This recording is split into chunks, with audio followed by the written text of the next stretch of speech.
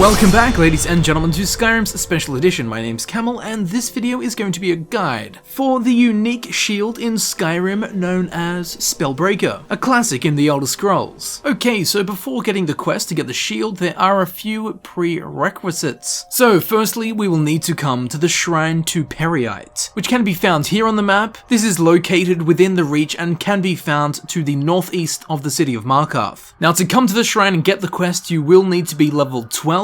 However, at level 10 you can run into people called the Afflicted and get the quest from them. But being level 12 and coming directly here is much easier and much more reliable. Once we get here, we want to speak to the Khajiit known as Kesh the Clean, who never uses credit cards to pay. He always uses cash. Anyway, again, provided you're level 12 or higher, speak to him and he will give us the quest to gather the ingredients to create the incense which we need to speak to Prerequisites. As we can see, we need to acquire a flawless ruby, a silver ingot, a death bell flower, and 1 unit of vampire dust. So to do this as smoothly as possible, I would suggest that you get these 4 items before coming to the shrine. And again, we will need to get 1 flawless ruby. These can be found in chests and urns, and very infrequently can be found being sold by merchants. You'll probably have to look around quite a bit before finding a flawless ruby. Secondly, we will need 1 deathbell flower. Most deathbell plants can be found in the Hjalmark region, so just travel to the city of Morthal and have a walk around. If you don't want to do that, you should be able to buy some from any alchemist in any city. Thirdly, we will need 1 silver ingot. These can be found being sold by blacksmiths all around Skyrim. You can of course just mine a silver ore vein and then smelt the ore into an ingot. Or I do believe in Dragon's Reach in Whiterun, in the Jarl's sleeping quarters, there is a box with a couple of silver ingots in there, so you could steal them from there if you so wish. Whatever method, silver ingots should not be too difficult to come across. Fourthly and finally, we will need 1 vampire dust. These can of course be found on vampires. It can also very rarely be found in certain locations, on shelves or next to alchemy tables. It can also infrequently be sold by alchemists in any of the cities around Skyrim, and also very rarely it can be found on hostile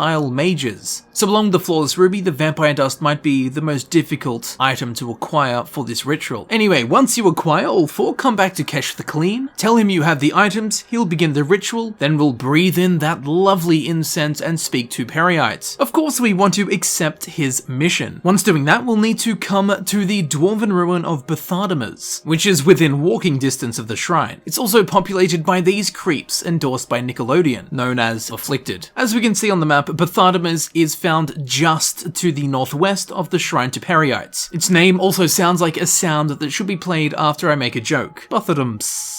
And just a quick friendly warning, Bethardamas is very long. Sadly, something I've never had to warn a girl about. But there is green goo, so, some similarities. Because it's very long, you will be fighting quite a lot of Afflicted. So yes, come prepared for an abnormally large and lengthy dungeon. So once we clear it out and kill the last boss, or Kendor, we want to head back to the Shrine to Prerequisites and speak to Prerequisites, tell him we have done his bidding, and he will reward us with, of course, the unique shield, Spellbreaker. So now we've got it. Let's look at it. Spellbreaker, it is a heavy shield. It has a base armor rating of 38, which is the highest base armor rating of any shield in the game. It has a weight of 12, a very strange value of 277. It can be upgraded with dwarven ingots and requires the arcane blacksmithing perk. Sadly, it is not tagged with a metal type, therefore it cannot be upgraded beyond flawless unless you increase your smithing skill beyond 100. This can be done using potions and or enchantments. And the enchantment blocking creates a ward for 50 points. Spellbreaker has made many appearances in the Elder Scrolls games, and is both a Daedric artifact and a Dwemer artifact. Its enchantment is also affected by the elemental protection perk found in the block skill tree, which will halve the incoming spell damage, allowing the ward to last twice as long, making the name of the shield even more literal. It also is affected by the ward absorb perk in the restoration skill tree and Azidal's gauntlets, both of which allow you to absorb a portion of the magicka being spent on the spell being blocked by the ward. So that's pretty damn fine. The ward is also reset every time you raise your shield. So if you think think you'd taken a lot of damage, put the shield down for a second and bring it back up, resetting the 50-point ward. The ward also lasts for about 1 second after you lower the shield. This enchantment is of course very useful against mages or caster type enemies. The ward created also blocks Dragon's Breath attacks and any form of shouts, such as the shouts delivered by the Draga Deathlords. Amazingly and thankfully, Spellbreaker's enchantment does not need to be recharged with soul gems, or recharged at all, making it even more user-friendly. And though it goes into the shield slot and acts as a shield, Spellbreaker is actually also labeled as an armor piece. Because of this, using it increases both the block skill and the heavy armor skill. While walking around town and while having Spellbreaker equipped, NPCs may give unique comments regarding the shield, such as, "Ah, now that's a fine shield.